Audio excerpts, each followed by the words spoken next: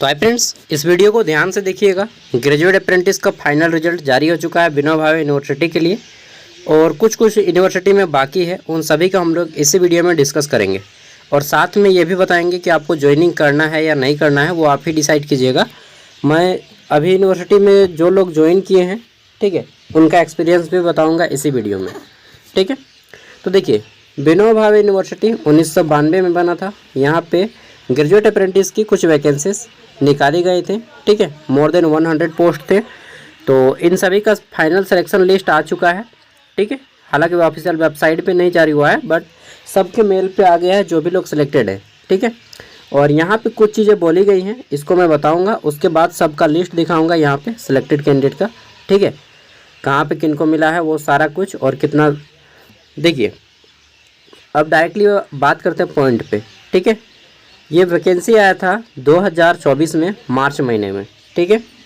और यहाँ पे बोला जा रहा है कि आपका देखिए कितना दिया जाएगा इसके लिए। अगर आप यहाँ पे ज्वाइन करते हैं तो आपको 12,000 दिया जाएगा, जिसमें से 4500 आपको देगी central government, and state government देगी आपको 7,500। कुल मिला के 12,000 रुपया होगा, ठीक है।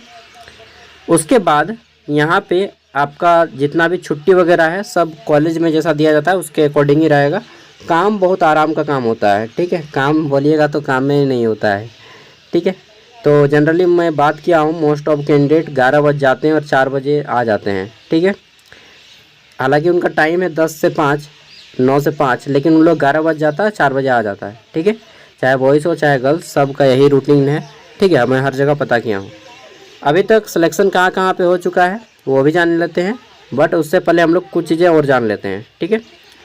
जैसे यहाँ पे देखिए, विनोबा भावे यूनिवर्सिटी सबसे पहले आता है हमारा यहाँ पे ये वाला एडमिनिस्ट्रेटिव सेक्शन, ठीक है। तो यहाँ पे आपको देखना है आपका पासिंग ईयर दिया हुआ है। दूसरा, कैंडिडेट का नाम जो सबसे इम्पोर्टेंट है, यहाँ पे आपको अपना नाम चेक करना है, फादर नेम, बर्थ ईयर, ठीक है, परसेंटेज कितना से उठा रहा है, और पासिंग यूनिवर्सिटी का नाम दिया गया है, कैटेगरी किस कैटेगरी से हैं आप, ठीक है, और कहाँ पे आपको पोस्टिंग मिला है वो यहाँ पे चेक कर लीजिएगा, ठीक है। तो ये देखिए, यहाँ पे आपका विनोबा भावे यूनिवर्सिटी एकमात्र यूनिवर्सिटी है जो आपके परसेंटेज को यहाँ पे शो कर रही है, ठीक है। परसेंटेज को शो करके रिजल्ट जारी करने वाला ओनली वन यूनिवर्सिटी है, विनोबा भावे यूनिवर्सिटी, ठीक है। इससे ये पता चलता है कि यहाँ की फेयरली हुआ है, सटीकता हुआ है, इस पर कोई उंगली नहीं उठा सकता है। बाकी रांची यूनिवर्सिटी का बात करें, चाहे आपका इसका बात करें BBMKU का, इन लोग रिजल्ट को शो नहीं किया था कि हम कितना परसेंट से उठा रहे हैं। और सबसे ज़्यादा घोटाला तो DSP-MU में हुआ है, उन्होंने तो पब्लिश ही नहीं किया कि हम कितने कैंडिडेट को सिलेक्ट किए हैं और नहीं किए हैं, ठीक है। अंदर ही अंदर DSP-MU ने सब बच्चों को सेटिंग कर दिया है, सब नहीं, मतलब कुछ का किया है सेटिंग और कुछ का लिया है, ठीक है। क्योंकि उन्होंने एक भी नोटिस नहीं जारी किया है और डायरेक्ट ज्वाइनिंग करवा दिया है बच्चों को, ठीक है। इंटरव्यू का नोटिस जारी नहीं किया, ना सिलेक्टेड कैंडिडेट का जारी किया, ना डॉक्यूमेंट वेरिफिकेशन का जारी किया है, ठीक है। तो सबका इतिहास जान लीजिए आप, कहाँ पे क्या हो रहा है, ठीक है। चलिए, तो यहाँ पे देखिए, जो फर्स्ट हैं सबसे ज़्यादा मार्क्स वाले वो हैं, एक लड़की हैं, ठीक है, वर्षा कुमारी, और ये BIT मेसरा से की हैं। BIT मेसरा दैट मीन्स समझ रहे हैं, Birla institute of technology Mesra, ठीक है। और यहाँ से ये BTech करके मालूम नहीं ज्वाइन करेंगे या नहीं, तो जनरल सेक्शन से इनका हुआ है, ठीक है। BTech का कैंडिडेट यहाँ पे आ गए हैं। चलिए, जो मतलब काम इंटरेस्टेड है तो ज्वाइन कर सकते हैं, ठीक है। तो सबसे हाई रैंक किनका है, BIT मेसरा की एक लड़की वर्षा कुमारी का, ठीक है। बाकी देखते जाइए, तो यहाँ पे आपका 9.3% से शुरू हो रहा है, और सबसे लास्ट यहाँ पे जो जा रहा है आपका जनरल में वह जा रहा है 79%, ठीक है। और इनमें मोस्ट ऑफ कैंडिडेट जो हैं, मैक्सिमम कैंडिडेट ये मैथ्स के हैं। क्यों? क्योंकि मैथ्स ओनली एक सब्जेक्ट है जहाँ पे आपका स्कोरिंग बनता है, ठीक है। तो मैक्सिमम कैंडिडेट यहाँ पे मैथ्स के सिलेक्टेड हुए हैं। फिर SC कैटेगरी 74 से शुरू होके आपका यहाँ पे ख़त्म हो रहा है 69 पे, ठीक है। ये जनरल सेक्शन का मैं बात कर रहा हूँ, जनरल एडमिनिस्ट्रेटिव सेक्शन। SC का 70 से शुरू हो रहा है और ख़त्म हो रहा है यहाँ पे 68.5 पे, ठीक है।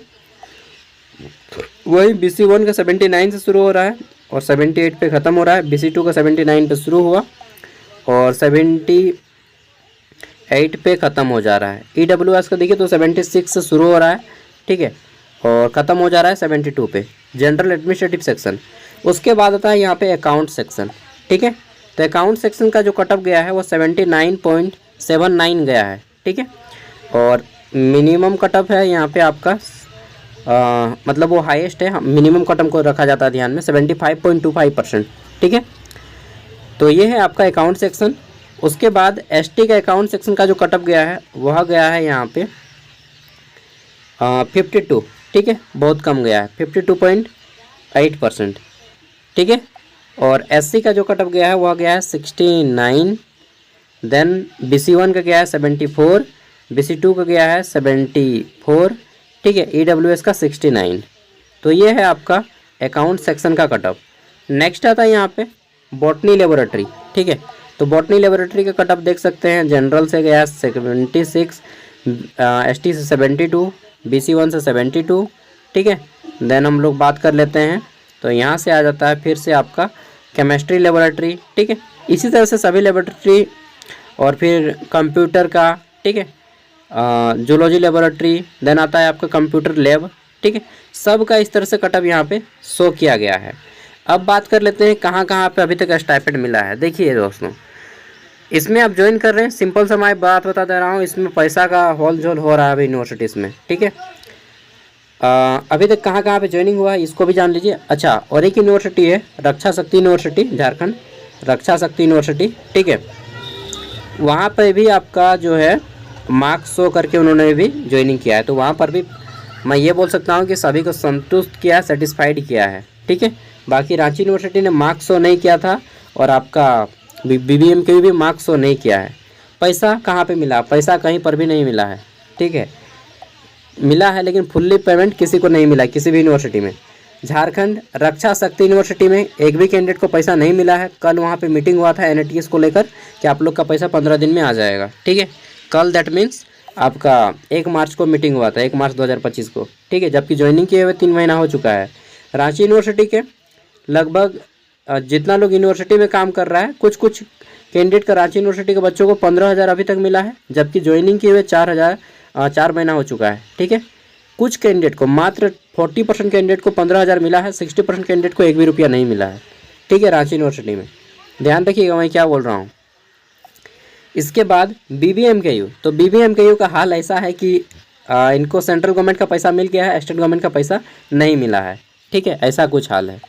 वहीं हम लोग बात कर लेते हैं DSP-MU। तो दोस्तों DSP-MU का जो सिलेक्शन प्रोसेस है इससे मैं बिल्कुल सेटिस्फाइड नहीं हूँ। DSP-MU इन्होंने ये भी नोटिस जारी नहीं किया कि हम इंटरव्यू के लिए बुला रहे हैं। इन लोग इंटरव्यू के थ्रू सिलेक्शन किए हैं, लेकिन इन्होंने इंटरव्यू के लिए एक भी नोटिस नहीं जारी किया। मतलब लास्ट टाइम जो एडवर्टाइजमेंट निकाला उसके बाद एक भी नोटिस नहीं जारी किया कि हम कब सिलेक्शन किए, किसका सिलेक्शन किए, ठीक है।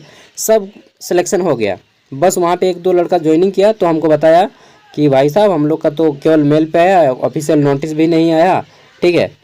तो हम पूछें कि कितना परसेंटेज में सिलेक्शन हुआ है, तो वहाँ पे मतलब ऐसा कुछ बताया गया जो अनसेटिस्फाइड है, ठीक है, आप समझ सकते हैं। तो DSP-MU इस मामले में सिलेक्शन प्रोसेस के मामले में अब मैंने सब कुछ बता दिया क्या हो रहा है, ठीक है। तो झारखंड है, बाज नहीं आएगा। DSP-MU doctor Shyama Prasad Mukherjee university Ranchi. यहाँ पे पैसा का क्या रोल है? तो सिलेक्शन प्रोसेस का तो रोल जान ही लिए क्या हुआ है, ठीक है, फेयर नहीं हुआ है। और पैसा की बात करें तो ज्वाइनिंग हुए इन लोग का लगभग 20 दिन हुआ है, और इन लोग का महीना पूरेगा तो शायद इन लोग का पैसा मिल जाएगा, क्योंकि यहाँ पे ज्वाइनिंग के दिन ही NATS का आदमी आया था। अब आप लोग बोलिएगा कि ये क्या होता है NATS का आदमी। देखिए, जब आप फर्स्ट डे ज्वाइनिंग करते हैं, ठीक है, यहाँ पे जैसे यहाँ पे आपका लिखा रहा है कि 3 से आपका 6 से 8 तारीख के बीच में ज्वाइन करना है, लिखा है ना, 6 से 8 मार्च के बीच में ज्वाइन करना है। तो जैसे ही आप लोग 8 मार्च को सब बच्चे ज्वाइन कर लीजिएगा, 9 मार्च तक आप लोग का जो है pan card, account number NATS का आदमी अगर ले लेता है तो आप लोग का पैसा जल्दी आना शुरू हो जाएगा, ठीक है। नहीं तो फिर दूसरे यूनिवर्सिटीज़ की तरह आप लोग का भी पैसा अटक जाएगा।